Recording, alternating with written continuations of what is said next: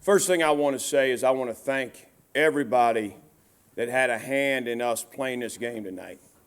There was a ton of adversity and a ton of tough decisions about finishing this thing and getting back out there, and a lot of work from a lot of people.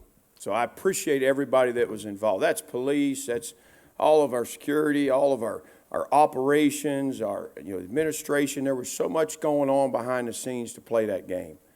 And so I thank everybody for that, the patience that our players had and our coaches had. It was a long day for everybody. So I want to thank everybody for doing that. I want to thank the fans that came back out and got in those stands and cheered us on. I appreciate that as well. I'll take some questions. Questions for Coach? Raise your hand. I'll get you wireless mic. We'll start with Andy. Brent, no points in the second half. I think he finished with 11 rushing yards in the game. Just how tough was it to get anything going offensively there late? Yeah, let me tell you, they got a stout group, and we knew that going into it. I think we hit one or two in the second half, but they were awful big.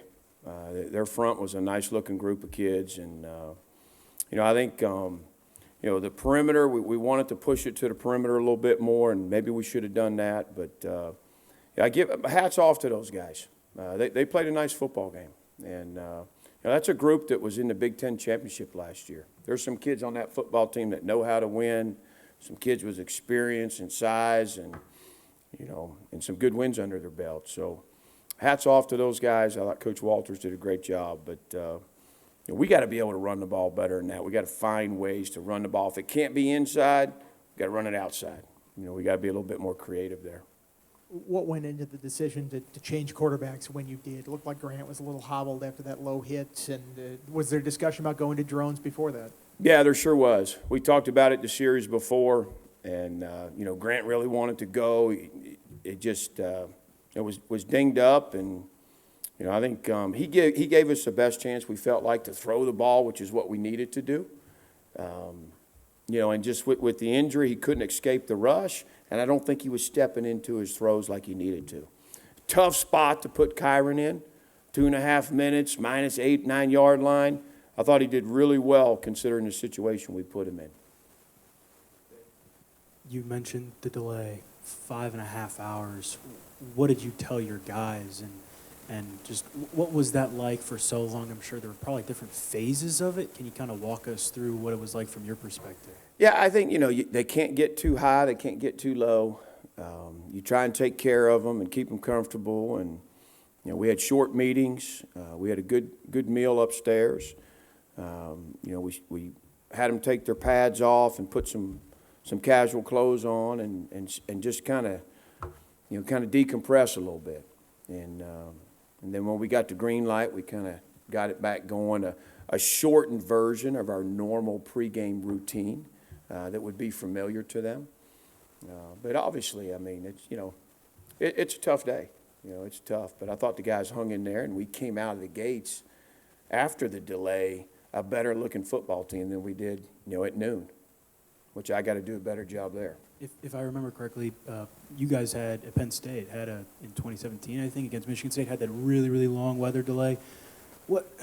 How tough is it to kind of get those guys amped back up? And when you saw you guys come out, score 17 points right there off the bat, how much confidence did that give you going forward into halftime? Yeah, there was some good momentum. I thought the messaging at the break, and again, I think we had some plans in place. If we did get into a delay, obviously looking at the forecast, we talked about some things yesterday. If we got into a delay, what we'd want to do, and again, my hat's off to the operations crew, just pulling everything off. That's it's quite a bit of adversity, and I thought we came through that and still had our team in a pretty good place. Brent, you're able to throw the ball around without Ali for almost the entire game, and Jalen there for the fourth quarter. How are each of those two guys doing?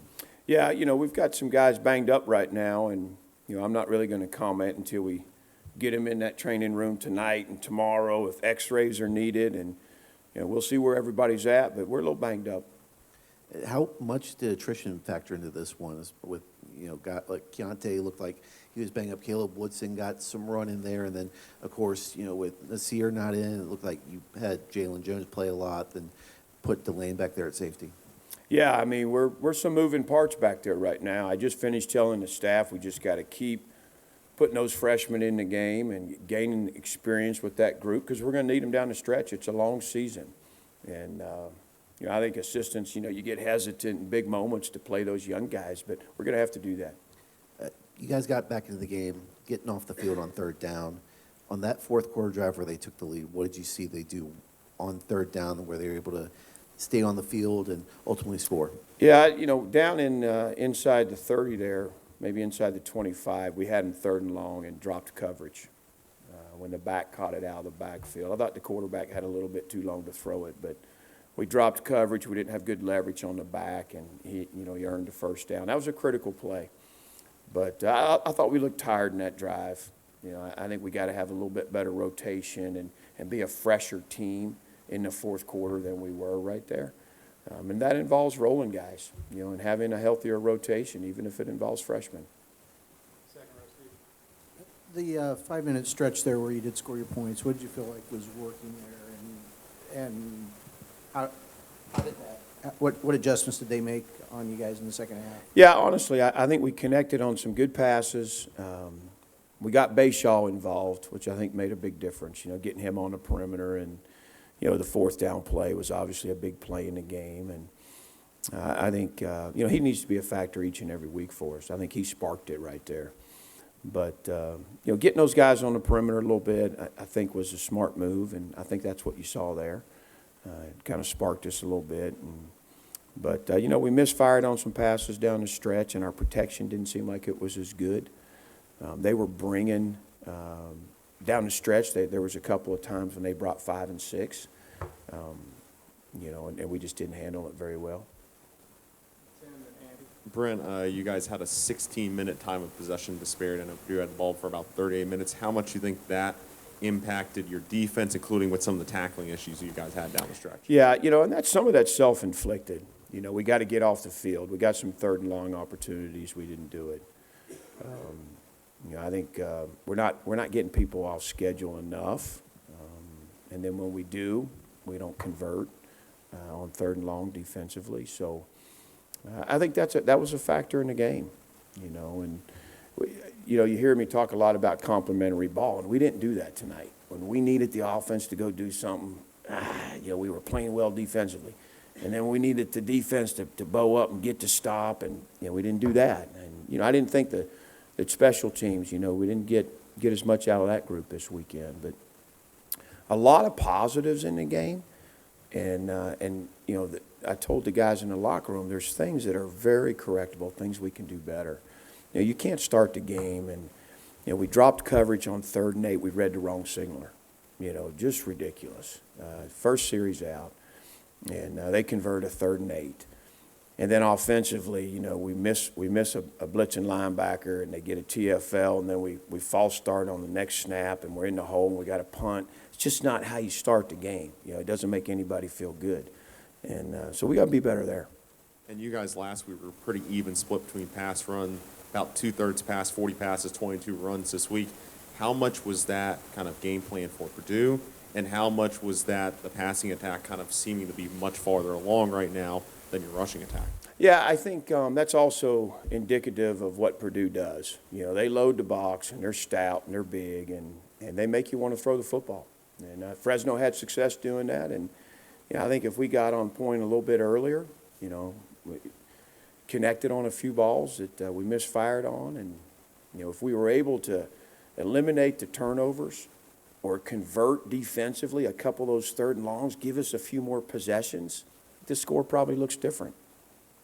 Andy will finish the vote. You've talked about Drones' skills as a runner. Do you feel like getting him in more could kickstart this running game? Then how difficult is that to not just telegraph that, the running quarterback is in versus Yeah, the I think passer? that's what you can't do, right? You felt that a little bit against Old Dominion. Comes in the game, he's going to carry the ball. But I think after his performance tonight, you see, we can run the offense with him. He's capable of making some nice throws. And, if things are locked up and he's got an opportunity to pull the ball and scramble, he's pretty dangerous doing that.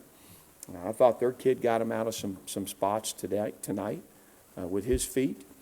And, like I said, Grant just was dinged up, and he couldn't move around like he normally does, and I think that was a factor down the stretch. Through 2 weeks, is this quarterback mix how you envisioned it going? Is this what you wanted out of this combination? I'm not sure. I think that we'll have to have a discussion about it tomorrow, and I think, we want to play Kyron, but then there's times when we feel like Grant gives us the best chance. Particularly against a team that was saying, hey, you need to throw the football to move the ball and score points. But, I'm excited about what Kyron did tonight.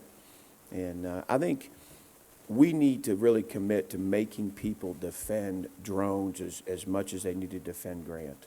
I think we got, if we play our cards right, we do a nice job, I think we can have a two-headed monster right there. A guy that can be a very accurate passer and a guy that can be dangerous, running the ball, play action, and still run the offense.